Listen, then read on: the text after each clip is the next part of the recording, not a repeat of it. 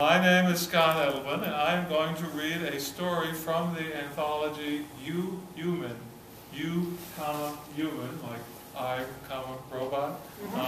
The official publication date of this isn't until December 9th, so technically it is not out yet, but I've received an advance copy of it, and I am going to read a story called, I'm not going to read the whole story, you're going to have to get the book, it is too long.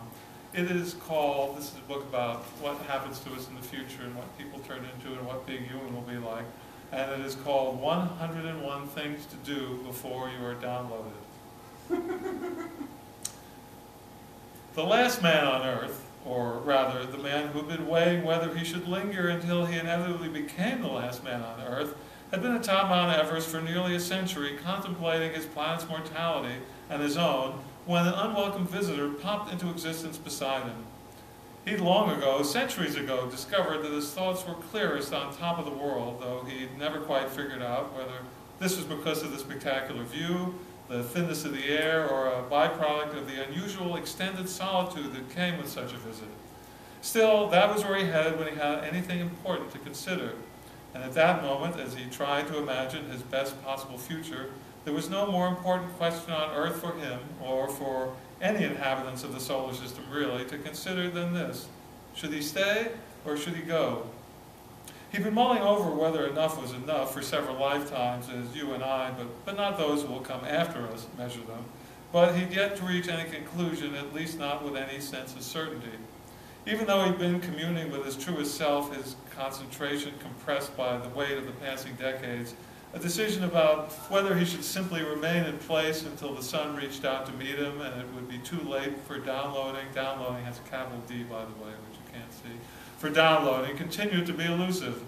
Others may have felt the need to escape, to go on, but why? And so, even after all that time alone, above a world that day by day dwindled, when he heard the sound of his name, it came as an unwelcome distraction.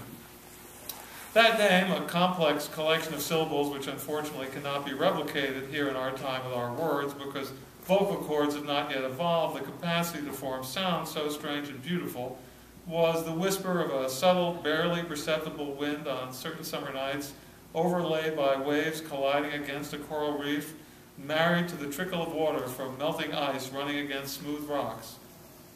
The man turned his head slowly, irritated by the interruption, and after having been undisturbed for decades, a little surprised too. Few in that distant pocket of existence bothered to visit Mount Everest, not in reality anyway, not when it was so easy to go there in one's mind and experience nearly the same thing.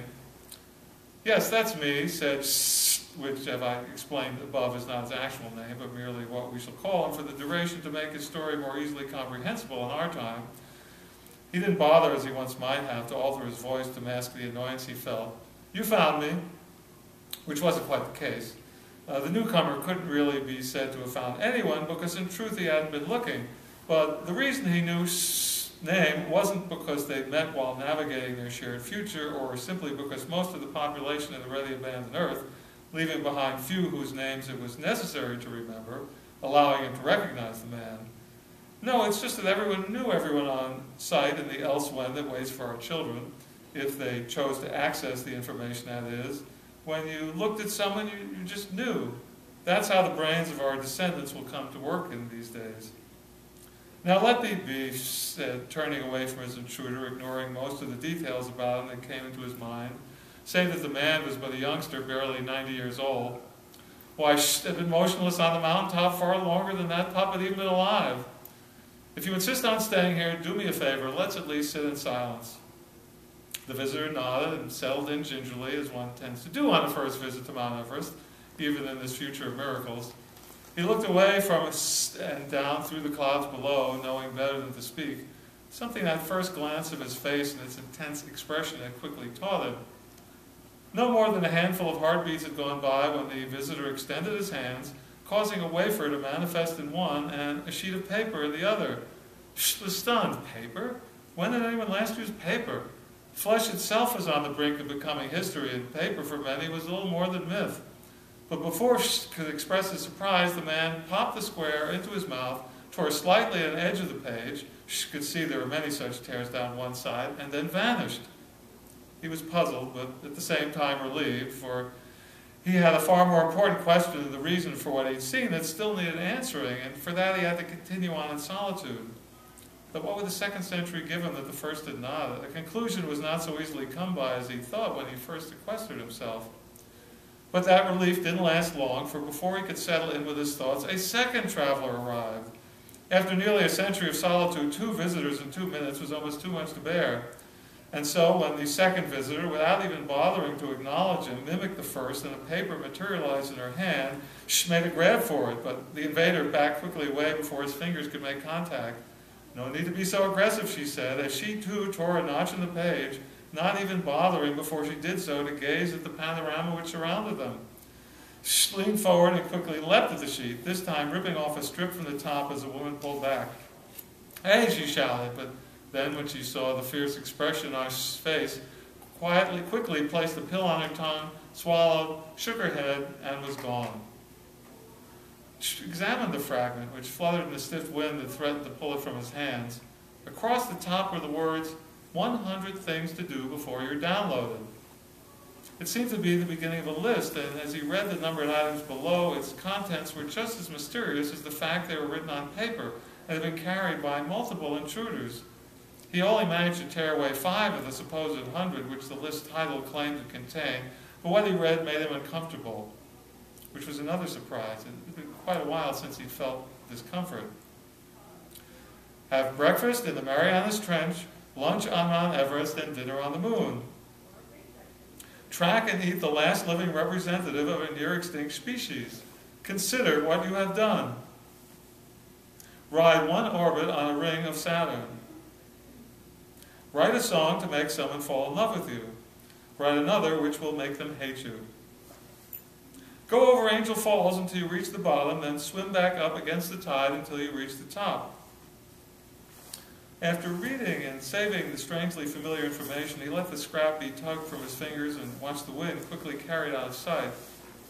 Once he would have felt it wrong to litter the world in such a manner. Once he would have chased after the paper and made sure to keep Mount Everest pristine. Soon, though, it would make no difference. The world and all it contained would be gone. So there was only one thing that mattered now, which meant it was time to come down off the mountain. And with the thought of going, he was gone. And then he was back elsewhere, to a spot suggested by the list and mirrored by his memory. He swam vertically against the rushing waters of Angel Falls, rising slowly as he once had in his youth. The only difference being that this time he was aware of others nearby doing the same. It was much different from when he last attempted this, when he'd been alone, battering himself against the planet to learn who he was and whether he mattered. Now others were there in search of what? He knew it had moved him to accomplish this feat hundreds of years ago, but why were the swimmers who accompanied him doing it now? Because someone had placed it on a list? That seemed absurd. But someone had. Once up top, he stood on a rock and watched at first 1, then 2, 3, 4 others climbed out of the water to stand beside him. They did not look back down toward the water from where they had come. They did not look out at the land which stretched far away beneath them. They did not turn around to consider the river which rushed to the edge against the power of which they had fought. Instead, they one by one stretched out a hand to allow a sheet of paper to appear, just as the others had done earlier on Mount Everest. Noted that one sheet was more tattered than the others, thanks to rips and tears indicating achievements he assumed, and so he knew whom he had to approach. Oddly, when looked at the man the way people will come to in the future, looked the way I explained earlier, he did not know him, not his name, his history, or any of the other information which people will come to allow to be instantaneously shared with one another. Taken aback, he for a moment did not know what to say. The man saw us approach and smiled, waving the page. "Halfway done," he said. "I can see that," said Shh, "but why?" The man shrugged, and then, before any further questions could be asked, was gone. Shh could have followed had he chosen to do so. At least he thought he could have, though after the blankness of the man's identity, he was suddenly unsure, so he didn't even try. Instead, he turned to the others. "And you," he asked, "why are you here?"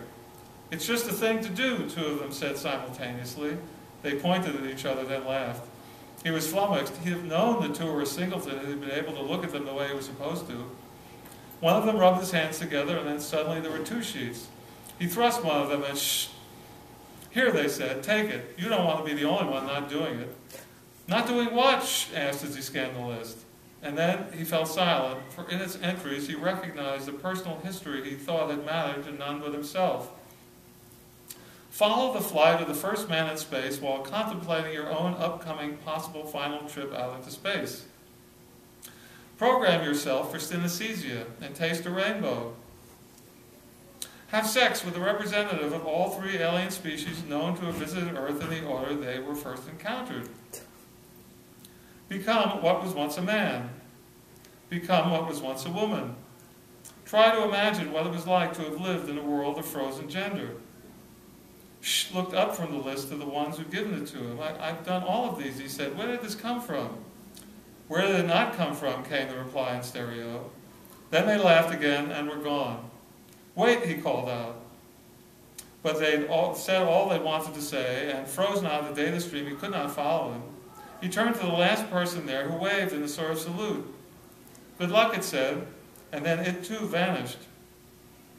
Was baffled by the list, by the apparent multiple quests, and by the fact that he was somehow being denied access to information which had become commonplace.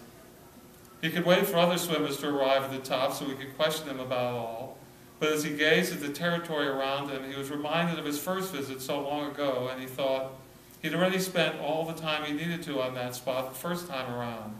He had to keep moving until it was time to stop. And speaking of time to stop, let me see what time it is. Oh, I have 10 more minutes. I can do one more scene of the story. Swam on his back past the Empire State Building, the ocean having long before risen to cover the streets on which you and I might have walked. The skies of New York City above him were more crowded than he had ever seen them, considering the number of inhabitants who had already downloaded. He wondered at first whether it had always been that busy, and perhaps he'd grown unaccustomed to it during his time on the mountaintop. But then he thought again, accessing the census of all who remained, he could still see the count of that, thankfully, and learned that his initial reaction had been right. There were indeed more present than there usually were. It was that list. It had to be. His niece, grandniece many times over actually, who had once been his nephew, had once been neither, and several times had been both, would surely know what this was about. He'd stopped caring a long time ago what others thought and paid little attention to fads and fashions, but she, even though she had her own mind, was more in touch with the tide of the times.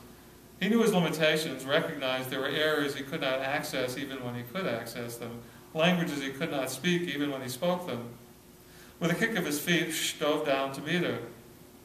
Drackle was floating close to the sand, face down, prodding this way and that in the silt which had settled over the city streets.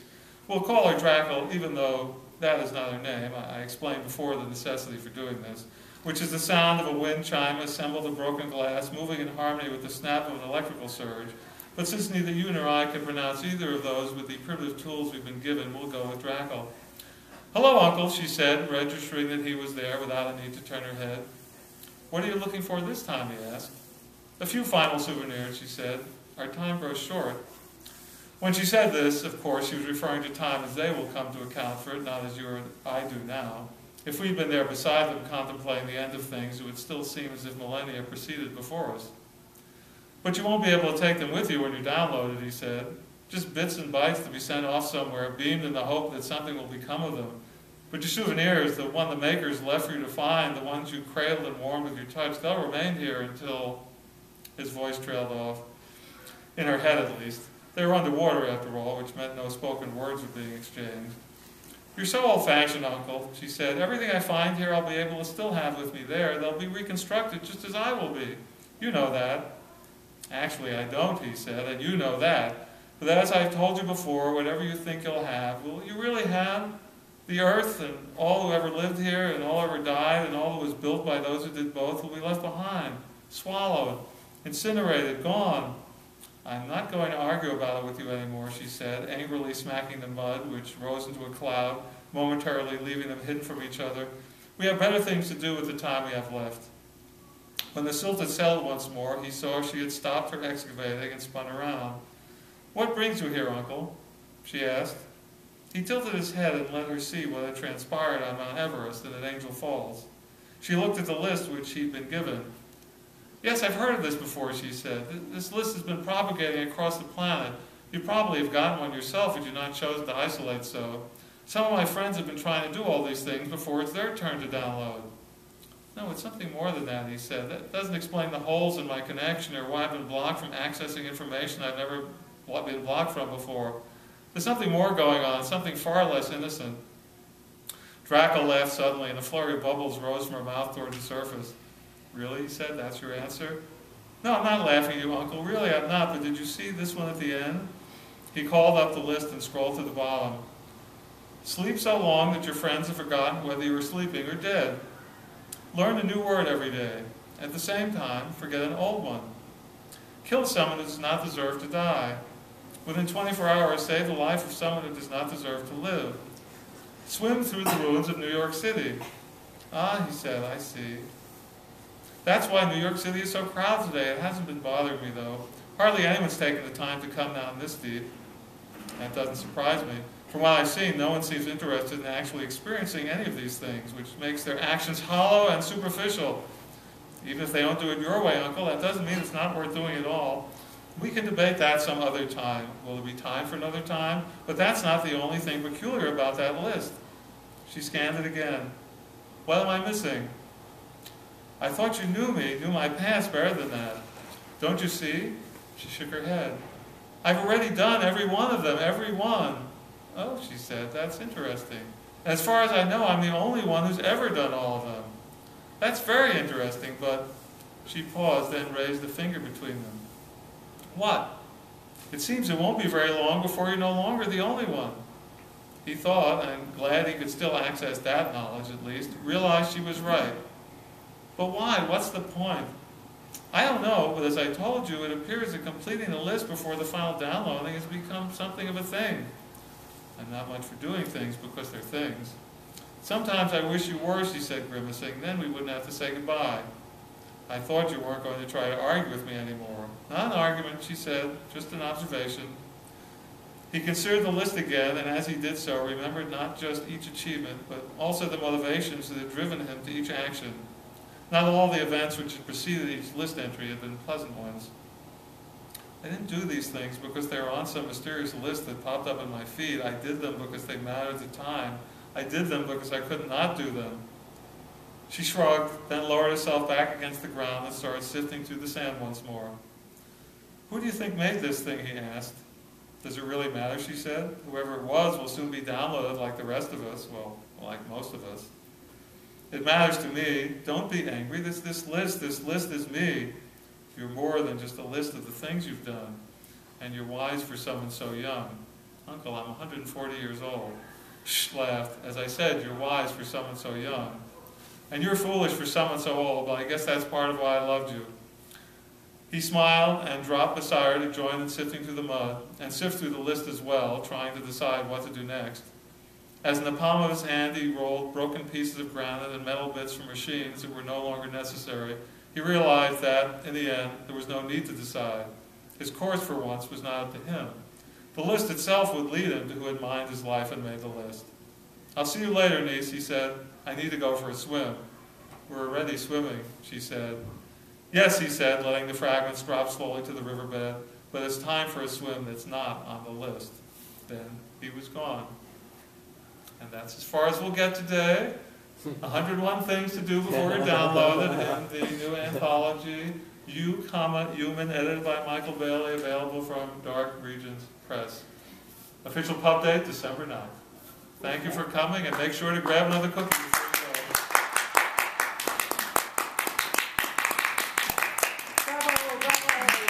Yes. And one last thing. Yes, thank you.